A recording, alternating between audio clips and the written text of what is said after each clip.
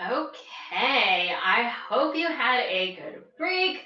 Maybe you got a little snack and hopefully did not shove it in your face like I do, which is not great for digestion.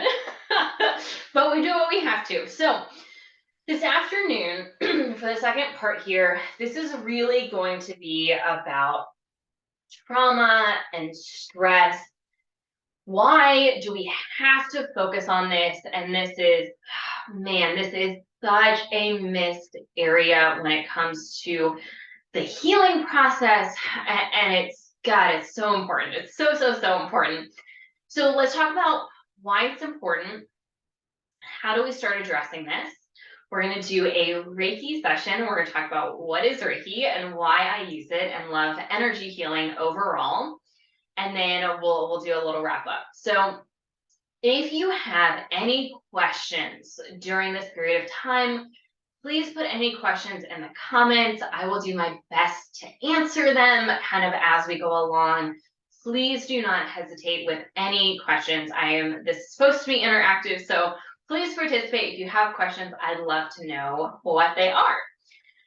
So when it starts with trauma, when we're starting to talk about trauma and stress, where do we need to start? So moving to the next slide here, we're going to be talking about the ACE test. And if you are unfamiliar with this, this is a very commonly used test to look at childhood trauma. During any of the studies where it comes to childhood trauma, and its impacts later in life, in during childhood, during teen years, all of this really goes back to this test. So I've got some notes again. So this goes through, hopefully you can read this, and I encourage you as we go along, let's come up with your score. So anytime you say yes to any of these questions, you're going to give yourself a point. If you say no, it is 0 points. And then we'll add them up at the end. So I'm not going to read through the specific questions, but generally, when it comes to childhood trauma, we're looking at number one, emotional abuse. Was there any sort of emotional abuse in the household as you were growing up? So, emotional abuse is just as important as the physical abuse. And one of the reasons why I love this test is it covers not only, some of these like really big things that we think of when it comes to trauma, which are obviously on here too, but it also talks about, some of these other forms of trauma that I think are less classically trauma related, but make such a big impact on our childhood life, on our programming, and on our adult programming, and then also in our body's response to this. So we have emotional abuse, then we move on to physical abuse. Was there physical abuse in the household? Was there sexual abuse? Really big traumas, obviously. But then we get into with number 4, not feeling loved, not feeling really cared for or special. And I love this one because this is one of the ones that I just don't think is very classically determined as trauma, but feeling loved, feeling cared for, protected, like you matter as a child is so important and makes such a big impact. And I've certainly had so many clients come to me and be like, yeah, my childhood was fine. There was nothing crazy. There was no like outrageous abuses or anything going on. But then I asked them if they ever felt loved, if they really felt like they were special and cared for. And I get this blank look of, I didn't realize that was trauma. And it for sure is. So this is a really big one. Not having some of the basics, food, clean clothes, but also someone to protect you. So I also love this piece of this next question, number 5. not feeling protected. And once again, I think some people are like, yeah, I'm fine. But did you feel protected? Like, did you feel this true sense of like, you're okay, you're safe here and protected? And a lot of people didn't. And this is a really big sign of trauma and leads to so many impacts later down the line. Divorce and separation is a really big one. If you saw abuse in the home, that's also another really big one. Even if you weren't personally, the victim of this, but seeing it, very traumatic. Obviously, drug alcohol problem, that's a really big one. Um, Also seeing depression, anxiety, mental illness, and I would include general mental health issues in this category. Did you have a parent, that had a hard time getting going, like really struggled with depression? They talk about how depression there's a genetic factor to it, but there's also this really big factor of seeing it. And if you saw depression and anxiety, especially if it was pretty intense as a child, well, that's something that's a learned behavior, or in part could be a learned behavior. This was certainly the case for me, and I just blamed it on genetics. My mom has, really big issues with anxiety and depression. I'm going to by default have this, plus the circumstances I was under. My brain, our brain as children, up until really like 25-ish, it varies a little bit, is not fully developed. So, this test focuses a lot on 18 and under, but I would also argue in some of those years after two, those are very formative years where our brain is not fully developed and it's still forming our patterns, our identity, and all of these things. So it's a really big deal to experience, to see, to be obviously the victim of any of these things. It's a really big deal. And then the last one is, did someone in your household go to prison? Another really big capital T trauma here.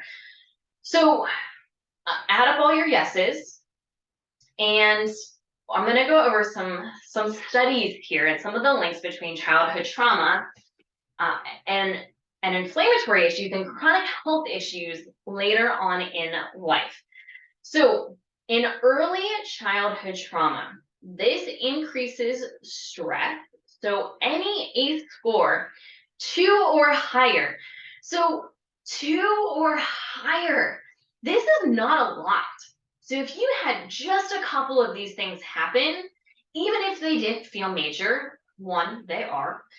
Two, this is a really big deal. So an ACE score of 2 or higher, the body has a higher likelihood of having inflammatory issues, particularly among women. Women are more susceptible to this. Now, both men and women are very susceptible to this, but particularly women. And I want to talk about why. So, why are women more susceptible? So, women respond differently to infection, immunization, and trauma. So, infection, inflammation, all of these things. So, women respond differently by releasing different amounts of antibodies. So, they are increased, our antibody production is higher. Naturally, biologically, genetically, this is just how it is as women. So, meaning our immune system is going to react and respond in a more significant way as a whole when we've experienced this childhood trauma with an ACE score of 2 or higher. Oh, that's pretty significant. I mean, it's no wonder so many more women have autoimmune issues than men, just are so prone to autoimmunity, to chronic inflammatory issues, the rise of fibromyalgia and all of these things. It's no wonder, just based on this one piece of information, let alone estrogen also upregulates our glucocorticosteroid response, meaning we respond more to stress because we have higher levels of estrogen. Now, with this, we also need to take into effect when men have higher levels of estrogen, they also respond more in this way. So this has a massive impact on how our body handles and manages stress as a whole. And when this happens, so if we have this massive stress response, let's say our life after 18 was beautiful and wonderful, but before 18, we had a couple of these ACE scores, a couple of these questions we answered yes to. Man, this is going to leave our body really susceptible to toxins, to overgrowth, to nutritional deficiencies, to immunity issues and immune response issues, chronic viral issues. So our body's just going to be more reactive and more responsive just because of childhood trauma, let alone anything else.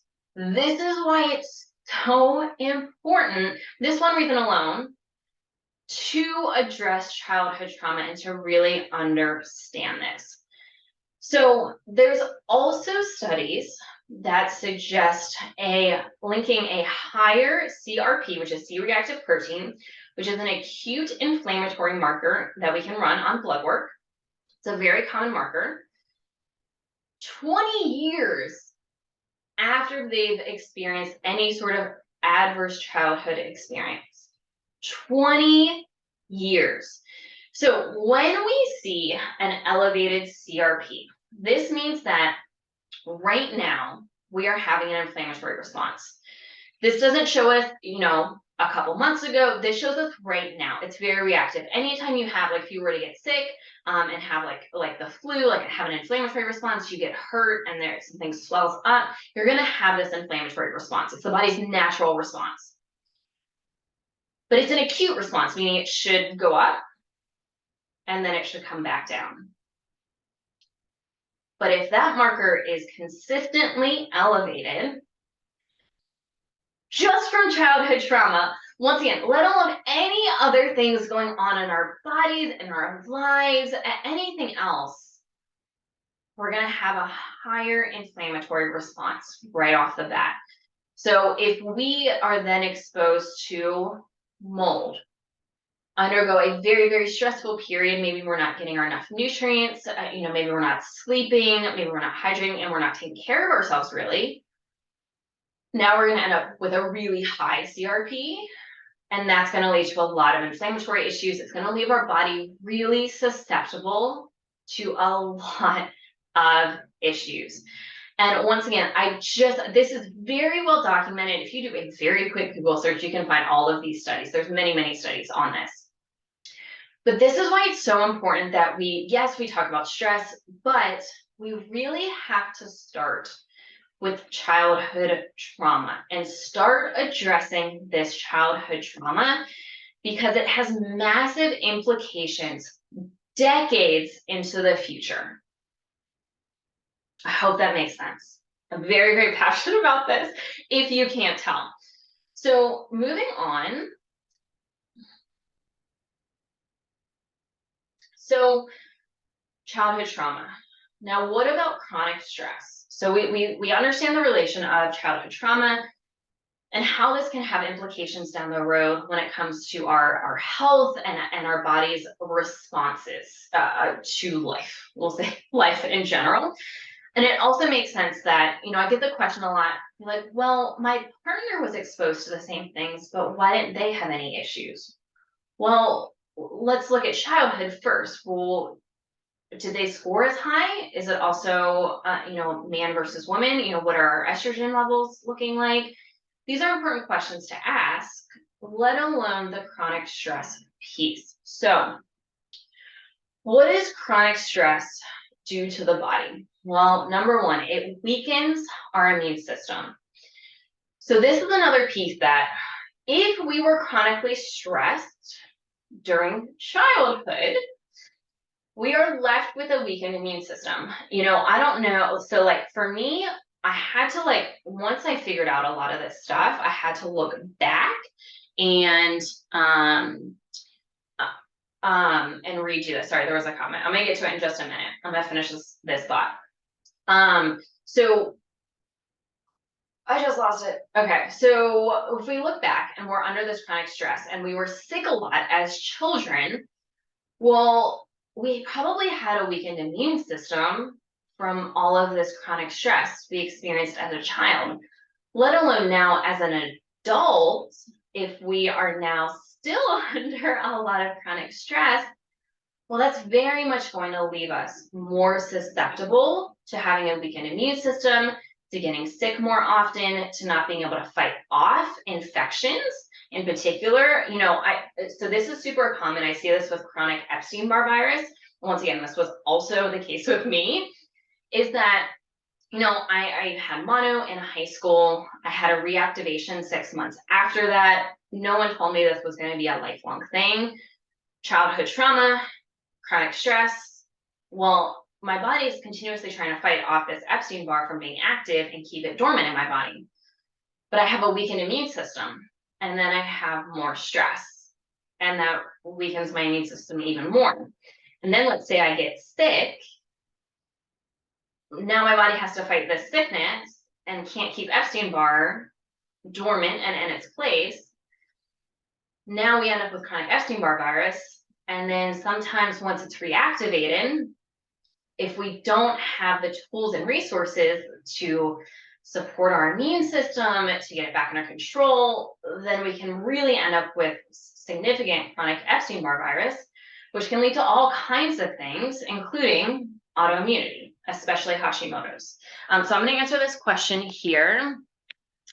If you have 0 on the ACE score, but you have a lot of adult trauma, yes. So this absolutely still applies. So childhood trauma, yes, it plays a huge impact. Adult trauma also plays a really, really big impact. And so this chronic stress as an adult is going to be really, really important. So let's go back to the previous slide.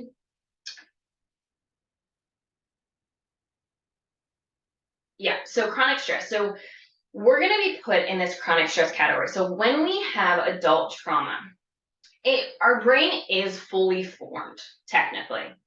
Also depends on what we're considering adult, when this trauma happened. So our brain is fully formed. It is going to impact a little differently because we don't have this like fresh new brain that's still making all of these connections. So the programming, and we're going to talk about programming in just a little bit, may be a little bit different. But adult trauma, experiencing any of the things on the ACE test as an adult is for sure going to have a massive, massive, massive impact on your health for a lot of the reasons that are on the slide that we're going to continue talking about. So we only talked about the first one, and that's a weakened immune system. So number one, it's going to definitely lead to a weakened immune system among all these other things, which, to be honest, the vast majority of my clients have a lot of trauma, usually it's childhood and adult, and we want to work through all of it. It's just that childhood trauma impacts us, especially with the programming, a little differently than it does as an adult, but it still has a massive impact. So chronic stress also leads us to have lower stomach acid levels. So we're going to have decreased stomach acid because of the stress. And a big reason is because our adrenals are going to be doing more work. They're going to be releasing more cortisol. They're going to need more nutrients. And so they're going to soak up a lot of these nutrients, which our stomach acid production also needs a lot of nutrients. It also is lowered in general, because our general stomach acid production is less when we are under chronic stress. Low stomach acid can lead issues to like leaky gut, intestinal permeability, leave us susceptible to overgrowth, specifically SIBO and parasites. Once again, this has a big impact on our digestion. And if we end up with intestinal permeability, meaning the wall of our stomach, our small intestine kind of starts to break apart, big particles of toxins of different things are going to start to break through. All of that has to be then filtered out through the liver, and then the liver is already under chronic stress because we have chronic stress, and we end up with in a bad place. The stomach also does a lot with sterilizing our food and killing toxins and things that shouldn't be there, which can lead us more susceptible to infection, overgrowth, toxin overload, all kinds of things. It also decreases digestion because we have to be in a rested state to properly digest our food. We also are then going to end up with nutrient absorption issues. We can also end up with hormone imbalances or the likelihood of a hormone imbalance. Once again, chronic stress, a lot of adrenal stuff going on. All of this excess cortisol, our stress hormone, has to be filtered out by our liver. Our sex hormones are also filtered out by our liver. And when our liver is doing all of this work, something's got to go. And hormone regulation is usually one of the first things to be kind of dropped, and drop the ball in. It also puts, like I said, extra burden on the liver, and we can end up with a lot of dysfunction, overgrowth, chronic viral issues, and all kinds of inflammatory issues. So childhood trauma, huge impact. Chronic stress, child, adult, huge, huge, huge impact on our lives, let alone adult trauma, because chronic stress, I put like here, it's a big deal. And then if we add like abuse and adult trauma on top of that, I mean, that's a whole other level of chronic stress. So it plays a massive impact on the body. All right, moving on to the next one. So chronic stress as an adult. So we talked about some of these things already, but just to re-emphasize them because they're this important. This chronic stress topic is this important, but we're going to release cortisol from our adrenals. We're going to end up with cortisol imbalances. You might not sleep well, tired and wired, low energy in the morning, salt cravings, decreased appetite, really common symptoms of a cortisol imbalance. Liver has to filter out all of this, and something's got to go. This can also lead to less sleep, poor quality of sleep, which then that's our body's restorative time to recuperate and also process all of our emotions and everything. And then if we have poor sleep quality and we're not sleeping a lot, that's going to weaken our immune system. That's going to leave us open and susceptible to all of the things that we've already talked about. Issues with digestion, hormone imbalances, and the stomach acid production. So you can just see, chronic stress is so important. This is really where I think so many practitioners, holistic and otherwise, just miss the boat. Because if we don't address this piece and we just address what's going on the inside, we're probably going to end up back in the same place. And once again, personal experience, I've been here. I've done 9 protocols just for my adrenals, adrenal fatigue, HPA axis dysfunction, whatever you want to call it. And it wasn't until I really addressed this chronic stress piece and trauma piece that I started to feel better, started to get good sleep for the first time in my life, good quality sleep, and actually can sleep 8 hours through the night, wake up and feel refreshed and rejuvenated. All of these things that you hear about are supposed to be normal, that so many of us don't get and don't feel that way. So it's really tough, but this is a really big piece of the puzzle. Moving on to the next one. So neurological programming. So this is another big piece. So we talked about the impact of stress on the body, but what about on the mind and the brain? Let's get into it. So when we think about neurological programs, which is really our default, what our brain defaults to. So really common example. So if you consider yourself a perfectionist, so you like everything to be perfect, you don't want to publish anything or do anything unless it's absolutely perfect. Well, this is a program that you're running in your brain, that it has to be perfect for you to put out, likely because we had a lot of emotional abuse and we were never good enough as a child or early adult age. Maybe we had to be really on top of it, maybe because we had to be the parent as a child, because we didn't have parents that were very capable of being really strictly in that parental role. So these are some common things. So perfectionism, super big one. Always needing to be busy, to be moving, to be doing something. You are not comfortable being with yourself. And that may be because you had to always be looking out for people. Maybe you never learned how to process emotions. There could be a lot of reasons, but this is a really big one. Over explaining yourself. You're explaining a topic and then you just keep going and going and going. You have like word vomit because you're trying to explain yourself and justify yourself so much. This is a very common trauma response. If you don't remember things, this could be around your childhood. I was in this boat. Miller memories have come back since doing a lot of this work. Don't have full memories. Even during my early adulthood, years through college, in my early 20s, I don't have a ton of memories because it's a trauma response. Our brain is trying to protect us. Our brain is always trying to protect us. It's has this program of just protect us based on our previous experiences. How can we protect ourselves?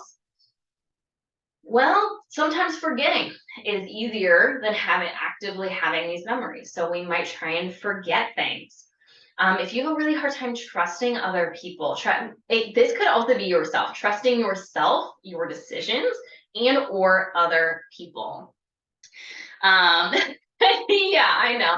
I was also here too, so I get it. You're certainly not alone with being attacked by this, feeling attacked by this list. If you have a lot of fear, anxiety, this could be the world. This could be around certain situations. Obvious situations. That like life or death situations are common, but just a day to day having a lot of fear and anxiety around certain things.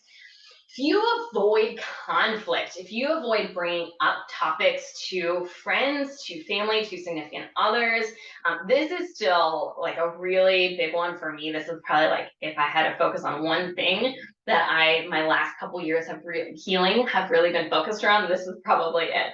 But avoiding conflict, like not wanting to start a fight, you probably saw a lot of fighting when you were growing up. Or anytime you try to express yourself, you were shut down. And so your brain thinks, well, if I bring this up, it's either going to start a fight, which you're going to have a stress response to, and you're going to become overwhelmed a lot of times, or I'm going to be shut down. I'm going to be ignored. I'm going to be told I'm too emotional, I'm stupid, I'm whatever it is. Super common stress response. People pleasing is another one, always trying to be super nice to get everyone to like you, super common one. Replaying situations, this is often, I think, more contributed to anxiety. And, what is anxiety? But I think a lot of this really has to really be played around, replaying situations, old situations, you're going to fall asleep, and your brain's like, oh, let's replay this situation from like 25 years ago that I can't do anything about now and is really not even a big deal. If you've ever had that happen to you, you know exactly what I'm talking about. This is a trauma response. Being passive aggressive, and not being able to fully express yourself. And then also checking out, having a lot of daydreams, like not being able to be open or be around people and just like really keeping to yourself. These are all super common trauma responses that the first step of this process is to understand our programming so we can start to actively be aware of when we get in situations, when our brain starts to activate this natural programming, we can become aware of it, and that's how we can start to make changes, among the other things that we're going to talk about here next. So moving on to the next one. So how do we release trauma? How do we start some of this reprogramming work? And when we talk about reprogramming work, the big thing is we have to get into the subconscious mind, the inactive mind, because that's where the programs are instilled in. Actively they come out, but it's really the subconscious that is storing these. This is why most traditional talk therapy which is great and a great option, but it's not typically going to address a lot of these things and work on the reprogramming piece of the stress response. So some better options, if we're really looking at, getting trauma out of the body, about reprogramming the brain, trauma therapy. Trauma therapy is a great one. It is different than talk therapy. You want to find someone who is specifically trained in trauma therapy. EMDR. EMDR is a really good one. This is the only thing on this list I've never tried, but I've had many clients do this and I've heard amazing things. I mean, it's intense, don't get me wrong, but super amazing. Somatic therapy. So this is really great because this is really about kind of the brain and body connection and getting the trauma out of the body, because we are actually storing trauma inside the body. And there, if you look online, you can see there's different like images of where different trauma is stored in the body.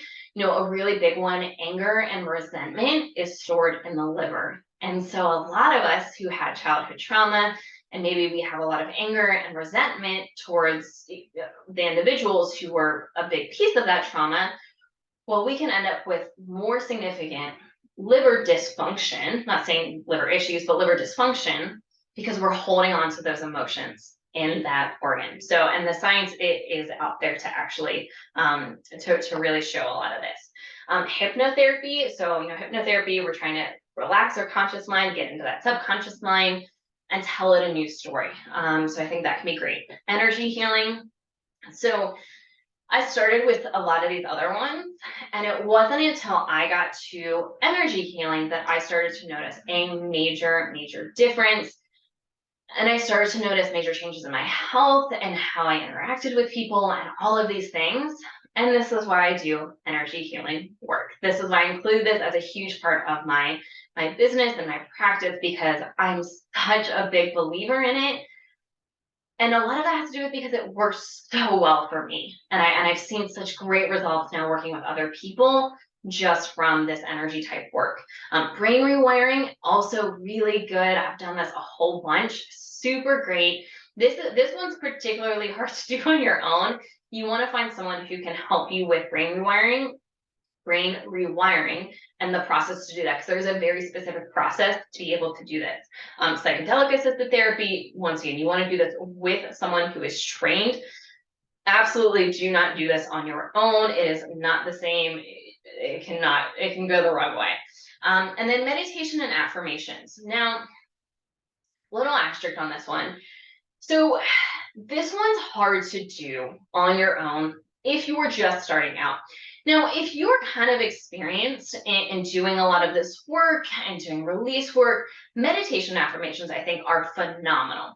It's just a little bit harder to do on your own and actually get into this reprogramming. Now, I think it's great for general stress reduction and just feeling better and sleeping better. But as far as a reprogramming standpoint, it can be very, very tough to do this meditation affirmation stuff on your own. Moving on. So how do we get started doing this by yourself? So meditation, like I said, can be valuable. It can help you get into this parasympathetic state, this relaxed state, which is really great. Start with guided meditations if you're not into meditation. If you want some specific trauma meditations and inner child meditations, Dr. Nicole LePera, who's also named as the holistic psychologist, she's really popular on quite a few social media platforms. She has several books now. I have one of her books on my shelves. She has an amazing, her inner child meditation that she has is particularly amazing. I think it's on her website. It's free. And it is super powerful, super impactful. It still really gets to me every time I do it. I don't do guided meditations very often, but it's really top notch. I'm a huge fan. The other thing I really like to do with clients in getting started with this, especially if they are always trying to be busy, always trying to do things, have a hard time understanding what they're feeling and just kind of naming feelings, is to give someone an exercise to sit in silence and just be. Start with 5 minutes. It's super uncomfortable at first. It's okay. Just get through it. It gets easier. Start by just sitting, then start to like really feel into your feelings.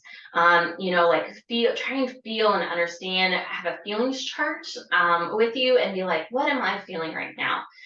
And then once you've identified those feelings, let that feeling come out of your body however it would like. Our bodies are super smart for so many reasons, but our body wants to get this stuff out. It doesn't want to hold on to it.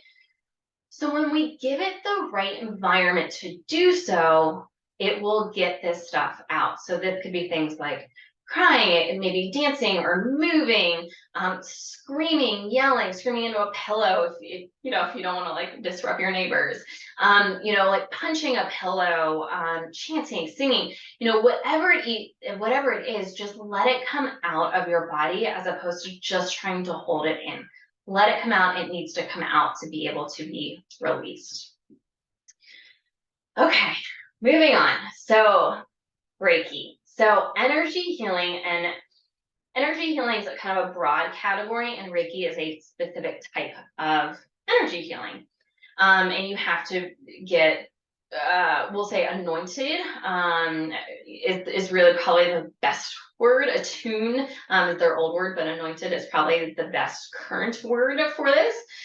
But Reiki is a type of energy healing. And I know this can be a little hard for a lot of people who are not familiar with this space to kind of understand, to believing, and to understand the impact of this. So what is Reiki? Reiki is really designed to help the body get into this state of relaxation, of being optimized inside and out, so it can heal. And that's really, really what it is. So that's very conceptual, and that's hard for a lot of people to understand. So all of this is based in quantum physics, which I am certainly not a science person, but this made more sense to me when I went the quantum physics side of things. So quantum physics says at the most very basic level, everything in our body and everything around us is vibrating. So there's a certain level of vibration. Now, what energy healing works to do is to raise that vibration, so increase that vibration, which is designed to help us heal. So that's really what it is. And if we look at quantum physics, you can say like, well, Megan, I'm not with you. You can't touch me. I'm watching this recording. I'm not even there with you live. How is this going to work? Well, quantum physics, time and space work differently, meaning that I can send Reiki to anyone in the world right now. I can send it to someone in the US. I can send it to someone in Australia, in Canada, in the UK, and they can still receive it. I can also send it to the past, the present, and the future, because time works differently when it comes to quantum physics. So this is why energy healing is so great. I actually 99% of the energy work that I do is done remotely. And I don't think it matters at all. There's still very, very powerful sessions. So this is kind of a little overview of what Reiki is, and why it'll work in whatever way it needs to when it comes to this process. So we're going to do a full session, and just to kind of explain how this is going to work. So we're going to do a grounding here in just a minute.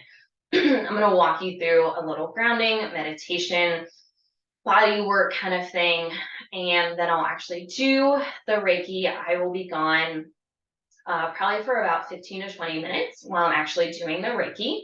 And then I will come back and I will share any messages that came through. I will probably do a card or two pull. I have a couple different card decks that I use. They're called Oracle cards. If you're not familiar with kind of cards, they're kind of like tarot cards, but not really. They're a little different. Now, here's the thing. When I pull the cards and share the messages, I will share my personal interpretation of anything that comes through for me. Things may resonate super well with you. You may have a different interpretation. Things may not resonate at all. And that is all totally okay. So there's no right or wrong way to do this. The biggest thing is I want you to relax, take this time for yourself. You can put on some music in the background. I'm going to see if I can get my music to work. And we'll have just some very low level, like binaural beats playing. Otherwise, just sitting in silence.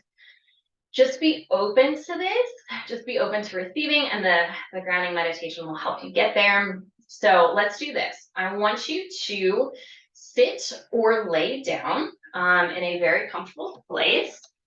I'll give you a minute to do this. I'm going to get a sip of water.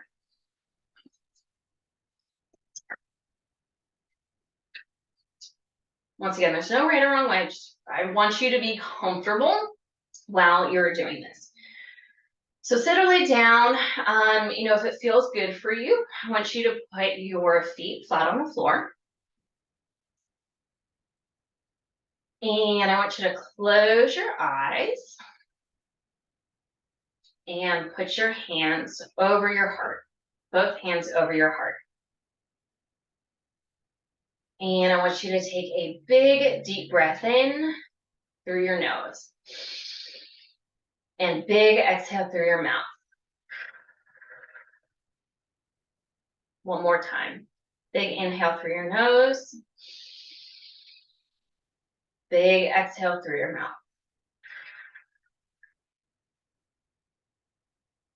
And one more.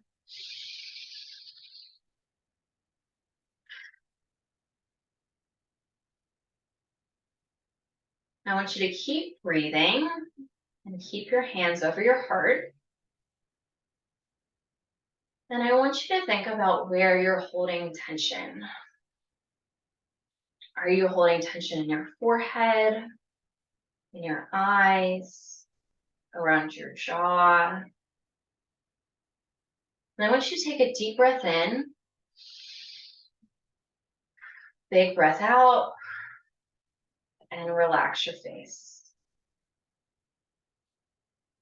Are you holding tension in your neck, in your shoulders?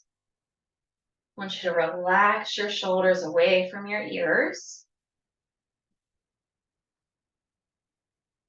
What about your arms? Are you tight? Are your arms tight? Are you sucking in your belly right now? I want you to relax your arms, relax your belly, and just breathe into your belly. Are you holding tension through your hips? Are you holding emotions through your hips? I want you to see if you can just relax your hips right now. What about your feet? Are your feet clenching the ground? Do you feel tightness through your feet? I want you to put your feet flat on the ground and feel the energy of the ground coming up and supporting your feet and supporting your whole body. And I want you to feel this sense of relaxation. How does your body feel? Do you feel good? Are you still holding tension somewhere? Is there somewhere else you can relax? And I want you to release any energy you're holding onto that is not yours, that is no longer serving you, that you are holding on from other people. And I want you to think of like a wave starting at your head, just kind of rushing out through your whole body, through the bottom of your feet, and into the ground. You are no longer holding on to any of that energy. And I want you to call back any pieces of yourself, any pieces of your energy that are out in the world right now. I want you to think of your body like a big puzzle piece. Where have you given pieces away? To people you care for, taken care of, had to deal with that maybe didn't deserve your energy. I want you to call all of those pieces back in and feel yourself as a whole puzzle and a bright white light kind of coming from this sense of wholeness. Take a deep breath in, big breath out.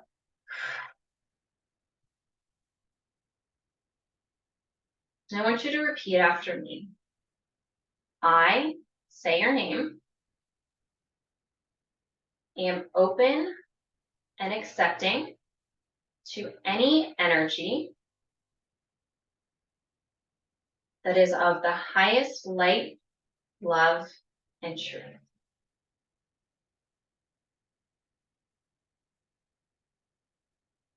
Your only job for the next 15 minutes is to keep breathing and relaxing and be open to receiving.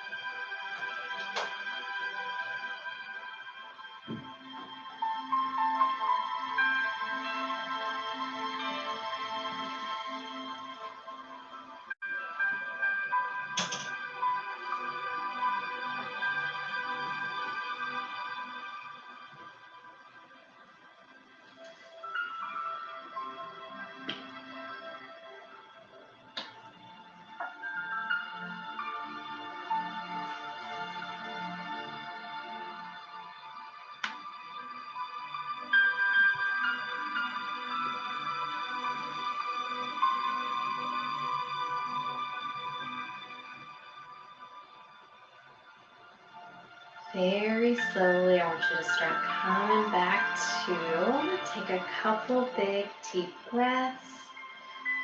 Take your time and come on back.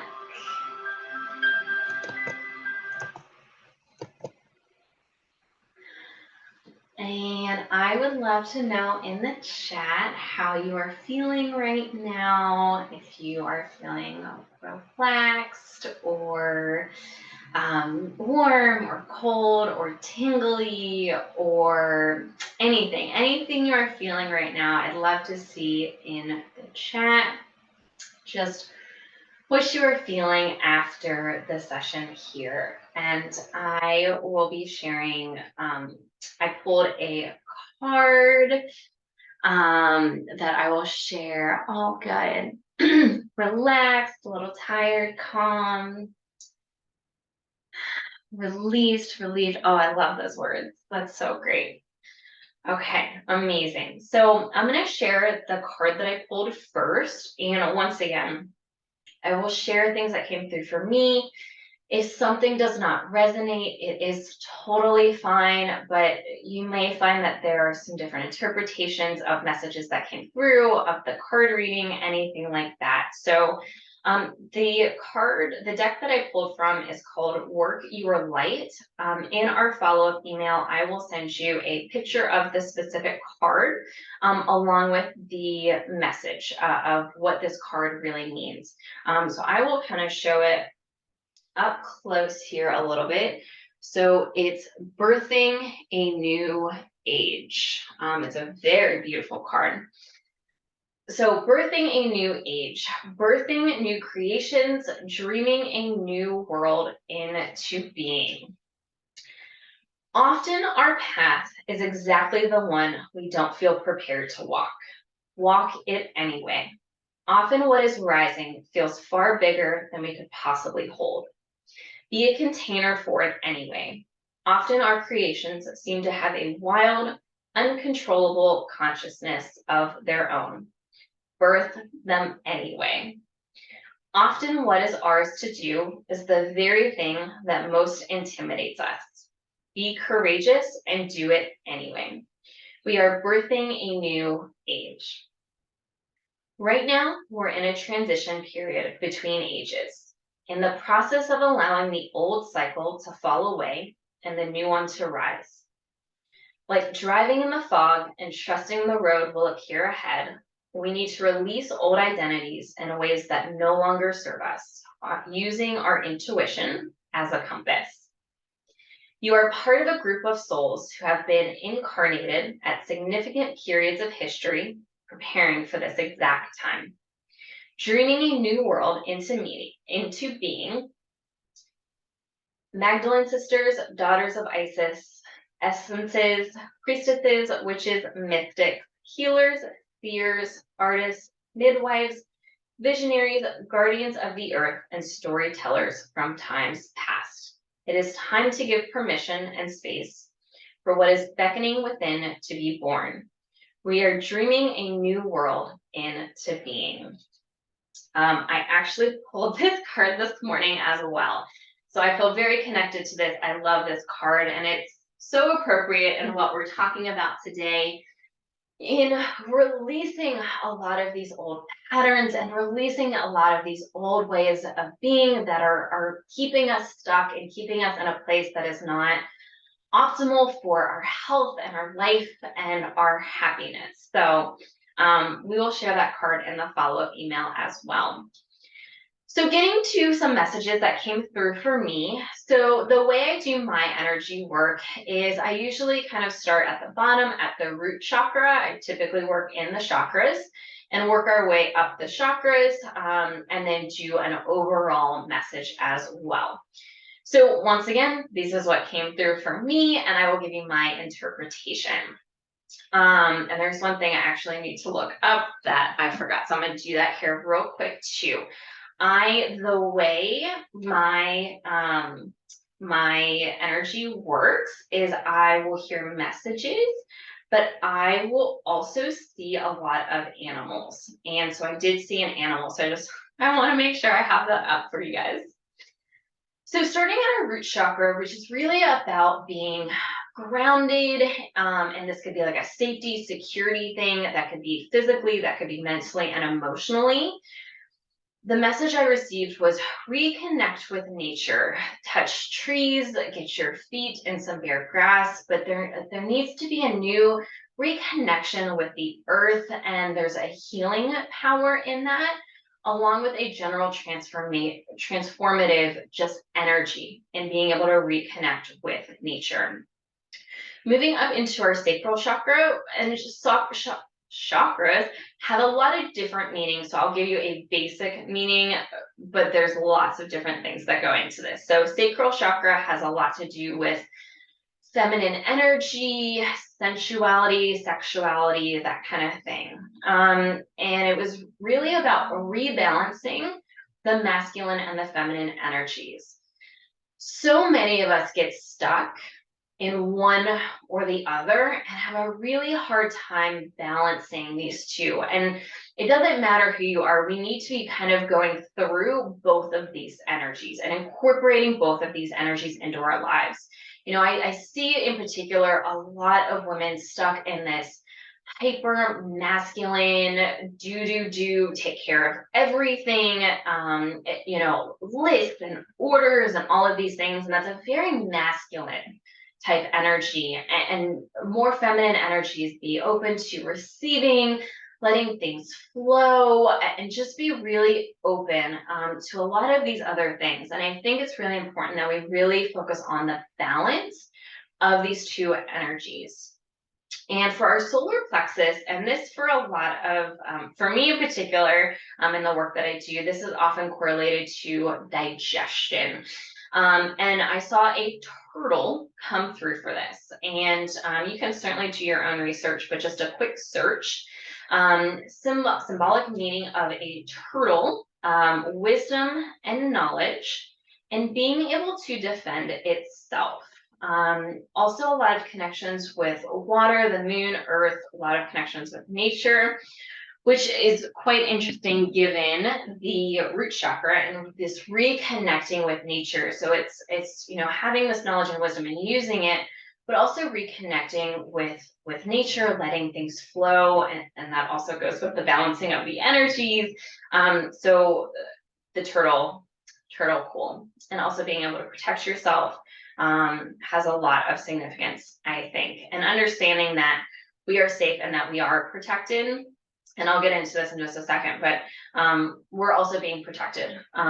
We have guides and things looking out for us too, and understanding that we are safe and letting ourselves feel that sense of safety. Getting into our heart chakra, which is very much what it sounds like, your heart space, emotions, trusting, loving, all of these big things. I saw the image of just children kind of lost in a forest, in a dark forest. And it really means to me, I think so many of us feel just lost, lost in being able to trust ourselves and to trust others, and connecting with ourselves, connecting with others, and having this sense of loving ourselves and loving others and letting ourselves truly be seen and loved as the person we really are. And so we can end up a lot of times in this darkness, just looking for all of these things and not finding it. So I encourage you to, try and start with yourself. Start by trying to love yourself more, love your inner child. The image of the children has a lot to do with inner child work for me. So focusing on loving yourself, your little self, and all versions of yourself can go a really, really long way. Moving up into your throat chakra, which has a lot to do with speaking your truth and being able to voice your opinions, your emotions, all that kind of stuff. And the question I got was, are you speaking your full truth? And it felt like there was a little lump in my throat almost, meaning that we're speaking our truth and we think we're speaking up for ourselves, but are you truly doing that fully and completely? And I would ask you to challenge yourself and questioning, are you really doing that? Moving up into our third eye chakra, and this has a lot to do with something bigger than us. And that can be religious, but not religious. It could be, a God, guides, the earth, the universe, whatever it is. Obviously we are on this planet, could just be the planet, just something bigger than us. And the word I got was devotion. And for me, it's not so much a religious devotion, it's more of having a practice where you're mindful of something bigger than yourself and understanding that it's not just you, there are larger forces out there, that things are not happening to you, they are happening for you, for maybe it's for a lesson or for your benefit or something long term. But life doesn't happen to you, it really happens for you. And the universe and the world, you are being cared for, and you are not alone in this journey.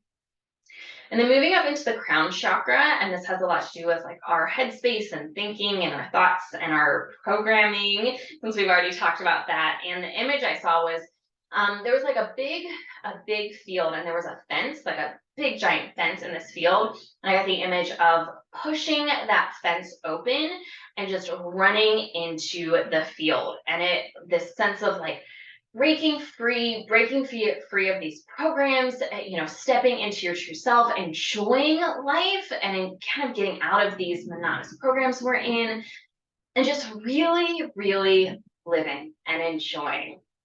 And then I had an overall message too. Sorry if you're hearing some thunder in the background, the hurricane is happening. But the overall message I got was be open, and this can mean a lot of things. This could be open to people, be open to healing, be open to yourself, be open to new opportunities and new things that come into your life, but just be open. So I think that is really great and really beautiful. So if you have questions, you can type them in the chat. I hope this was helpful and you felt good. I would encourage anyone after they receive some energy work, try and drink some extra water. Just try and really get hydrated and do your best to relax a little bit. Sometimes moving a lot of energy can be exhausting on the body. It's just giving your body a little break and some time to rest, and really, really rest can be really great. So awesome. Hope you enjoyed. I love doing energy work, and I think it's so great. So moving on to the next slide. So I want to tell you, if you are interested in working with me, I'm doing a special here, and I wanted to go over what this looks like. I have a couple programs, but this is the foundational program that I do that I think can be really great and incorporates everything that we talked about today, plus so much more. So it's a 3-month online group style coaching program. It is $12.97 in US dollars. This can be split over the course of those 3 months, so it does not have to be paid in full. And what this includes is a 1-hour assessment. So during this assessment, we're going to be going over things like the food and mood journal, some health history, intake forms. We're going to be going over, I have a nutritional symptom questionnaire that I do that really gives us a good insight into what's going on right now. If you have blood work, I would love to look at blood work, any sort of testing. And this is really about understanding what is going on in your body. What are your symptoms? What is your body presenting to us? So we can get a really good idea as far as where we want to start when it comes to nutrition, when it comes to lifestyle, when it comes to when it comes to stress management. So all of these things are so important, and that assessment's really designed to help us figure out where we want to start.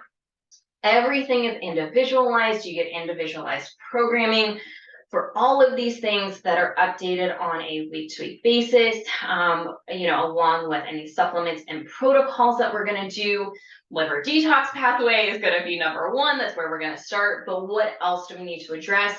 What is that liver detox pathway support protocol going to look like? And where do we really need to go from there to address these big underlying issues that are really affecting you and causing so many of these chronic issues going on in your body?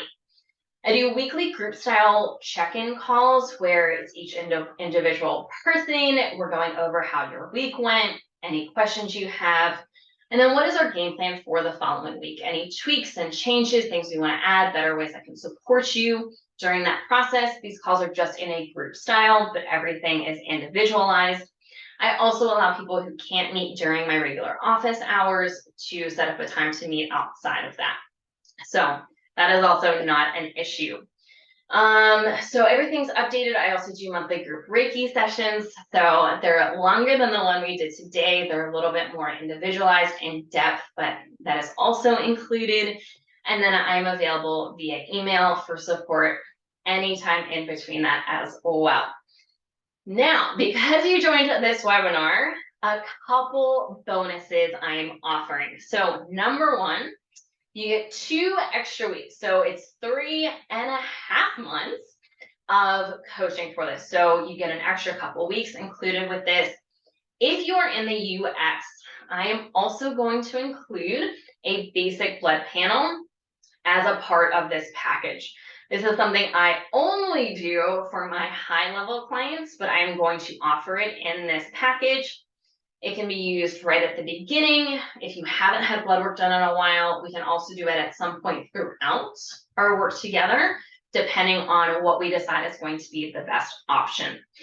My prices are going to go up December 1st. So not only are you getting bonuses, but you're getting access to this pricing before it goes up December 1st. So if you want to take advantage of this, send an email to info@MeganTheTrainer or book in a call with me one-on-one at this Calendly link. We will also include it in the follow-up email. Make sure you put in there, if you book the call, use the code workshop. So I know that you are part of the workshop and we can go over what's really going on with you? What have you been experiencing? What do I think is going on? How do I think we need to best support your body? But then you also get to take advantage of this discount and bonuses. So thank you so much for coming. This has been wonderful. This is my first big workshop, so I'm so glad you came or watched this. You can see another picture of my little puppy there. And the way I just kind of want to wrap up is if you have any lingering questions, let me know in the chat right now. Before we hop off, I just want to make sure I get everyone's questions answered. Anything in this whole presentation, I am more than happy to answer. So I'll give you just a minute, put it in the chat if there's anything. And what will happen after this workshop is over is you will get a follow-up email in the next day or two, which will have the recording. It will also have, there's a couple things that we're going to link in there, like the food and mood journal, images of the card pull, all that kind of stuff that will be in there. When does it start? So I do this on a rolling basis. So it's whenever you are ready to start, I am ready to start. So if you book in a call this week, I should be able to get you started in the next week or two. So ideally it's as soon as possible so that we can get you feeling better as soon as possible. Any other questions? No? Okay. Well, if you do think of anything, send us an email, info@MeganTheTrainer. I do just want to put a huge shout out and thanks to my assistant who's been on here. She also put in so much work in this amazing presentation, so much of the setup stuff. So I just want to say a huge thank you to her because she is absolutely amazing. And I look forward to speaking with many of you here in the future and helping you feel better. Thanks again and enjoy the rest of your day.